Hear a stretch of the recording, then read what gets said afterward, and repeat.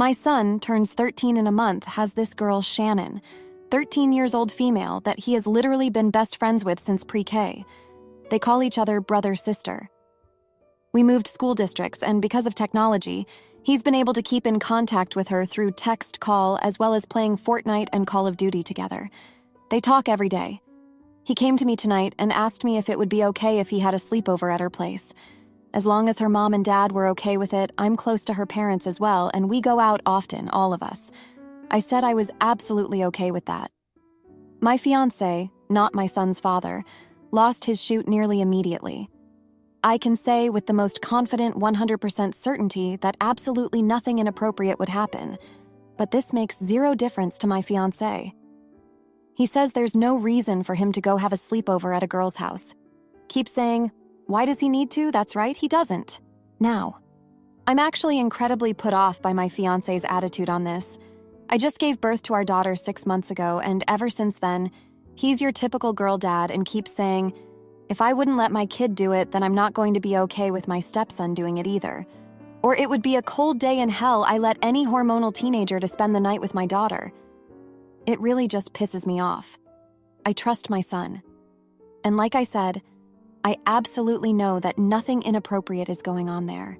This is his best friend that we are talking about, and not to pull this card, but they are not even remotely each other's type. My son is short, 4 foot 1 inch. Shannon is 5 foot 9 inches. She's a fiery red-headed Irish girl who would probably knock my son the frick out if he ever did try anything. But if I'm being honest, it's really my fiancé's attitude about it that's pissing me off the most.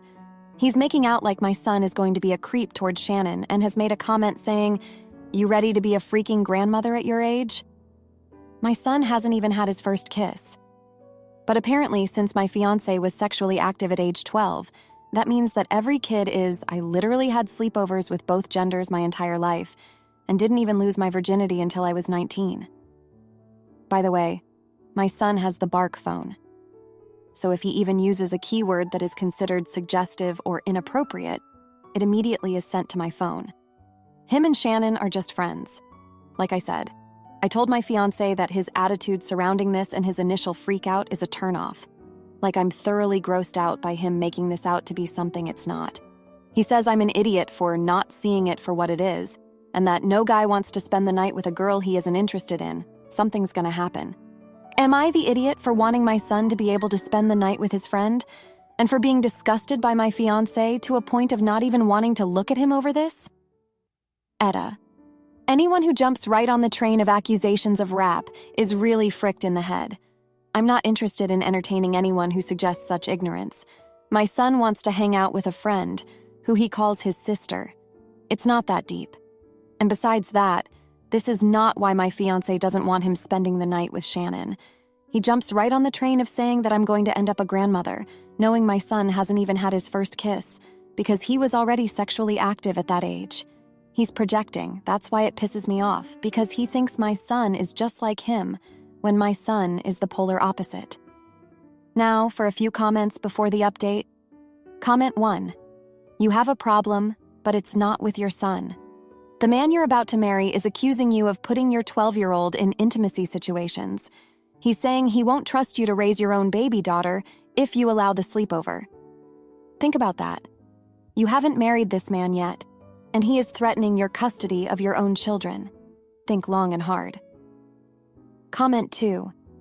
Not the idiot, and he is not your son's father, or stepfather yet for that matter. He seriously needs to back off. I hope you don't let him enforce punishments or anything. My best friend forever growing up was a boy.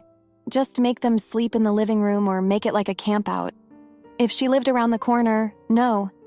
But it sounds like seeing each other is hard. Now, for the update.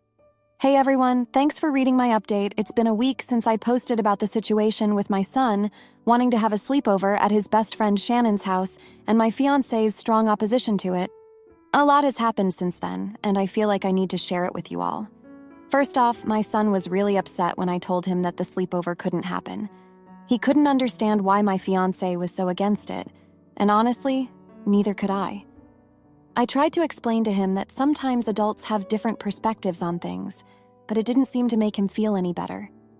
He ended up spending most of the week in his room, only coming out for meals and school. Meanwhile, things between my fiance and I have been tense. We've had a few arguments about the whole situation, and it's clear that we have very different views on parenting and trust. I've tried to explain to him that I know my son and Shannon are just friends, but he keeps insisting that something's gonna happen if they spend the night together. It's frustrating because I feel like he's not even trying to see things from my perspective. But here's where things get complicated. A few days ago, I was cleaning my son's room and I found a note hidden under his mattress.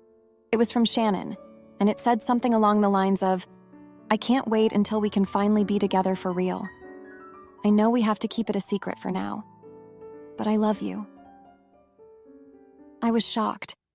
I had no idea that there was anything romantic going on between them. I confronted my son about the note, and he broke down in tears. He told me that he and Shannon have had feelings for each other for a while now, but they've been too afraid to tell anyone. He said that they've never done anything inappropriate, but they have kissed a few times. He begged me not to tell my fiancé or Shannon's parents, saying that they would never understand. I'm torn. On one hand, I feel like I should respect my son's privacy and trust that he's telling the truth about nothing inappropriate happening. But on the other hand, I can't help but feel like I've been naive this whole time. Maybe my fiancé was right to be concerned about the sleepover. I haven't told anyone about the note yet, not even my fiancé. I'm not sure what to do. If I tell him, I know he'll feel vindicated and will probably want to confront Shannon's parents. But if I don't tell him and he finds out later, he'll be furious with me for keeping it from him. I've been thinking a lot about my own past this week, too. When I was around my son's age, I had a similar situation with a close male friend. We used to have sleepovers all the time, and everyone thought we were just friends. But the truth was, we had secret feelings for each other, too. We never acted on them, but I remember how intense and confusing those emotions could be at that age. I guess what I'm realizing is that maybe things aren't always as simple as they seem. Just because I trust my son and know he's a good kid doesn't mean that he's not capable of having those kinds of feelings. And just because I had platonic sleepovers with boys when I was younger doesn't mean that every situation is the same. I still don't know what I'm going to do about the note. Part of me wants to just forget I ever saw it and let my son figure things out on his own. But another part of me feels like I have a responsibility as a parent to guide him through this. I just wish I had all the answers. Anyway, that's where things are at now. Thanks for letting me vent and sort through my thoughts. I appreciate all the support and advice from my previous post. Hopefully, I'll have a clearer idea of what to do soon. My wife sneaks calls with an old flame while I'm out with friends, so I cut the cord and booked us therapy to rebuild our marriage. On my terms. This happened last night. I had poker night with the guys, and my wife was texting me. She asked me to pick up some beer from the gas station on the way home, but I just grabbed her a beer from my buddy's house when I was leaving. She already drank 3 beers, but it's the weekend, whatever. I figure she's just trying to unwind. Work has been very stressful for her lately, and we have a toddler, so things can get a bit chaotic. When I got home, she was talking to her brother on speakerphone, so I said hey, gave her 1 beer, and went to the kitchen for some water. I noticed she dipped into my whiskey. She drank nearly a quarter of a 750 milliliters. Okay, she's a little more drunk than I thought. I went to my office and played some games before deciding to go to bed. I went outside and told her I was going to bed and she should come soon because it's already 1:45, and our kid wakes up around 5:30 to 6 a.m. She's still talking to her brother at this point and said, okay, she'll be there in a little bit.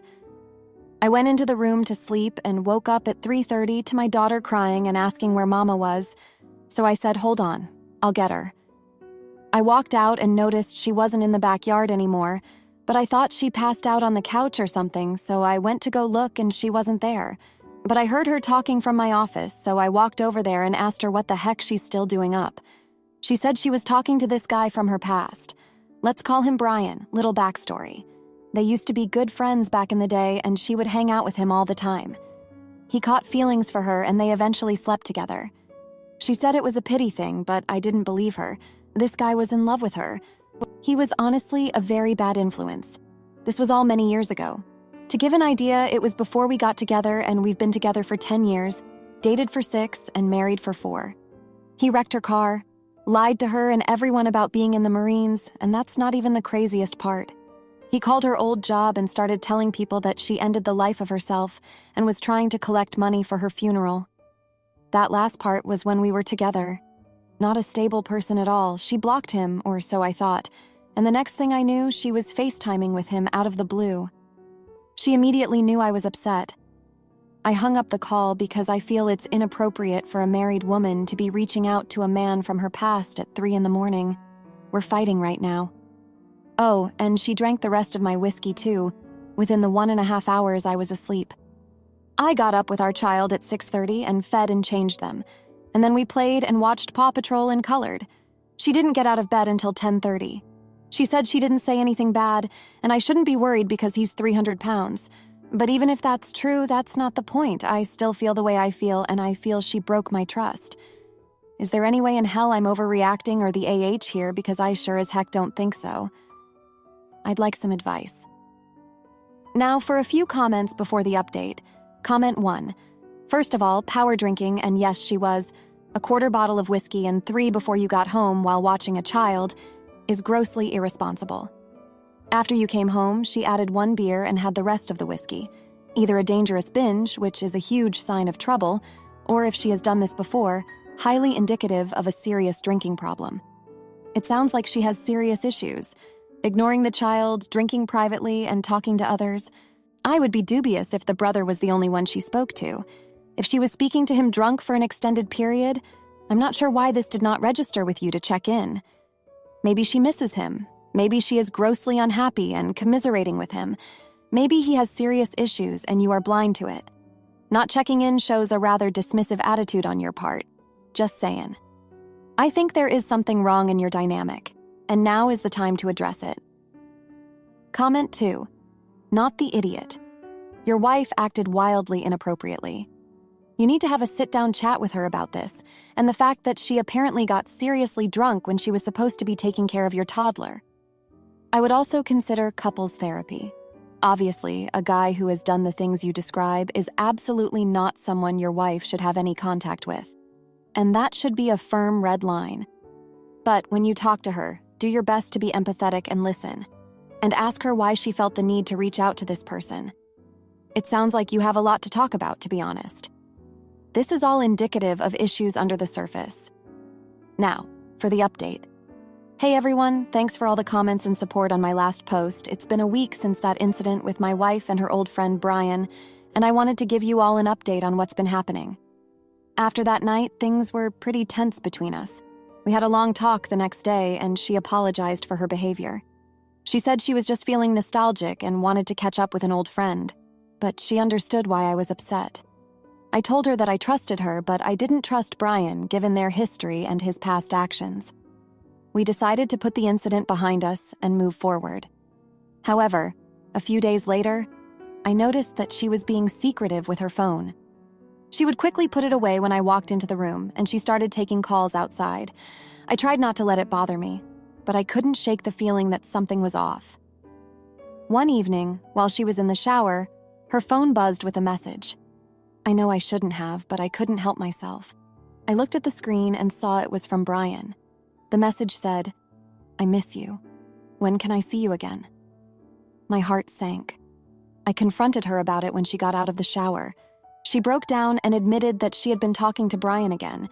She said she felt like she could be herself around him and that he understood her in a way that I didn't. I was hurt and angry, but I tried to stay calm. We had a long, emotional conversation that night. She told me that she had been feeling disconnected from me lately, like we were just going through the motions. She said she missed the excitement and passion we used to have. I realized that I had been so focused on work and our child that I had been neglecting our relationship. I also learned more about her history with Brian. She revealed that they had actually been in a serious relationship before we met, but she ended things because of his unstable behavior. She said she had always felt guilty about how things ended between them, and that talking to him again had brought up a lot of old feelings. We both agreed that we needed to work on our marriage. We decided to start seeing a couples therapist to help us communicate better and reconnect. It's been a few sessions now, and while it's not always easy, I feel like we're making progress. As for Brian, my wife agreed to cut off all contact with him. She blocked his number and deleted him from her social media. It was a difficult decision for her, but she knew it was necessary for the sake of our marriage. Looking back, I realized that this incident was a wake-up call for both of us. We had gotten so caught up in the day-to-day grind of life that we had forgotten to prioritize our relationship. It's going to take time and effort, but I'm hopeful that we can rebuild the trust and intimacy we once had. Thanks again for all your support and advice. It means a lot to have a community to turn to during tough times like these. My sister-in-law's husband hit my autistic child and she defended him. So I called the cops and now I'm the one keeping the family from reuniting. But when I found out he's been abusing her for years, I helped her escape and watched as their lives unraveled without lifting a finger to save them. The entire family, in-laws, has been divided since last year when something terrible happened. I went to my sister-in-law's house to visit, and my sister-in-law's husband slapped my 7-year-old child with autism spectrum disorder across the face for running in the house. It wasn't an overly hard slap, but I don't think that matters. Obviously, no running in the house is a set rule, but because my child is on the spectrum, he needs frequent reminders. He skip runs when stimming. We hadn't even been at the house for 15 minutes at most when this happened, and my sister-in-law's husband gave no warning or reminder. It happened so quickly that I didn't even have the chance to speak to my kid myself. He just walked up, slapped my son on the face, and yelled, "No running in the house!" I immediately called the cops, and when they arrived at the house, I called my husband, who left work to come be with us. My sister-in-law's husband basically ran indoors with his tail between his legs the moment my husband showed up. My husband and I fought this for months, trying to get my sister-in-law's husband charged, but ultimately, the courthouse did nothing, and neither did the cops. He got away with it. Since this happened, half of the family has stopped visiting my sister-in-law at all. This is a huge deal because my sister-in-law throws multiple family functions a year, and family is huge to her. But they basically told her that since she stood by her husband and defended her husband on this, they wanted nothing to do with her. Guilty by association, essentially. We also went no contact with her and her husband. But given the police reports and it being on both my sister-in-law and her husband's background reports, while the investigation and court hearings were open, they were both fired from their jobs. My sister-in-law was a caseworker. Her husband was an assistant principal. My sister-in-law apparently started working retail at minimum wage, but her husband hasn't worked since because he's too depressed. Well, in the more recent months, we have been contacted by a few family members asking us to forgive and forget so that family life can resume as usual. I outright refuse. I never told anyone they had to stop associating with these people. They did it on their own. But my sister-in-law and her husband have also convinced these people that my son ran into this man's hand and that he didn't slap him at all. They claim that they lost their jobs and livelihood because I dramatically twisted the story. Now my mother-in-law, who never stopped contact, is asking me to be the bigger person and apologize to my sister-in-law and her husband for making them lose their jobs over a mistake so that the family functions can start again and the whole family can be together. She says she is getting too old to miss out on family time over a mistake.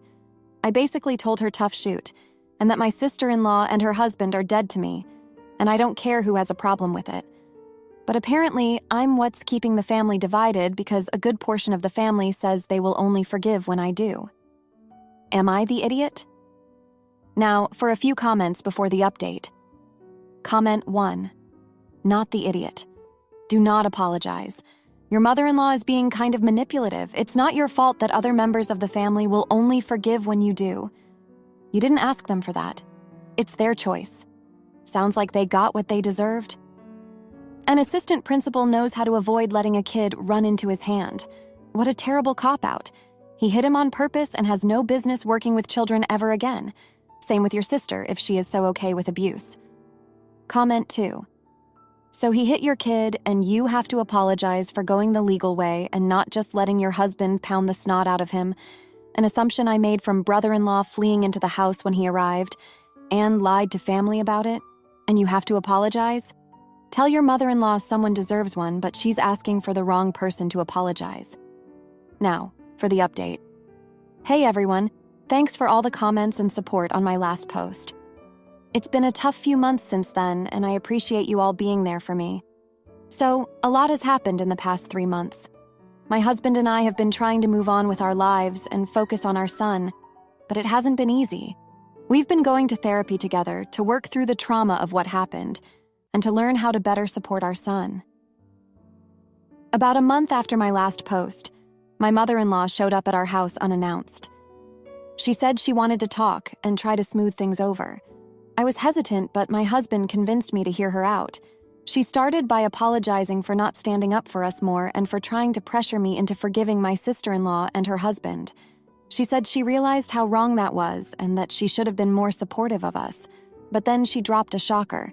She told us that my sister-in-law's husband had been physically harassing her for years and that the incident with my son wasn't the first time he had lashed out at a child.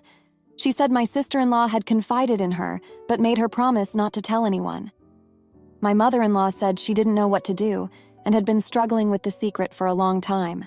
I was shocked and angry. I couldn't believe she had kept something like that from us. I told her that she should have said something sooner and that her silence had only enabled the abuse to continue. She broke down in tears and said she knew she had made a mistake, but was scared of what would happen if she spoke up. The revelation about the abuse forced us to reevaluate everything. On one hand, I felt terrible for my sister-in-law and the fact that she had been suffering in silence for so long. But on the other hand, I was still furious that she had defended her husband's actions towards my son and allowed him to get away with it. My husband and I had a long talk about what to do. We both agreed that we couldn't just sweep this under the rug, but we also knew that confronting them directly could make things worse. We decided to reach out to a domestic violence hotline for advice. The hotline connected us with a local support group for families dealing with abuse. We started attending meetings and learning more about the cycle of abuse and how to support survivors. It was eye-opening and heartbreaking to hear other people's stories and realize how common this kind of thing is. Through the group, we were able to get in touch with a counselor who specialized in working with hurtful men. We gave the information to my mother-in-law and urged her to pass it along to my sister-in-law. We made it clear that we were there to support her if she ever decided to leave her husband, but that we couldn't force her to do anything she wasn't ready for. It's been a few weeks since then, and we haven't heard anything from my sister-in-law. I don't know if she's reached out to the counselor or if she's still stuck in the same situation. It's hard not knowing and feeling like there's nothing we can do, but we've been trying to focus on our own healing and on being there for our son. He's been struggling a lot since the incident and has been having nightmares and lashing out at school. We've been working closely with his therapist to help him process his emotions and feel safe again. As for the rest of the family, things are still tense. Some people have reached out to apologize for not being more supportive, but others are still trying to pressure us into forgiving and forgetting. It's been hard navigating those relationships and setting boundaries, but we're doing our best. I wish I had a neat and tidy ending to this story, but the truth is that healing is a long and messy process. We're taking things one day at a time and trying to find moments of joy and connection where we can. Thank you all for listening and for being a part of our journey. It means more than you know. If you liked this video, you'll probably like these too. Also, while you're here, please consider subscribing. It's your support that keeps this channel alive and allows me to make better and longer videos. Have a great day!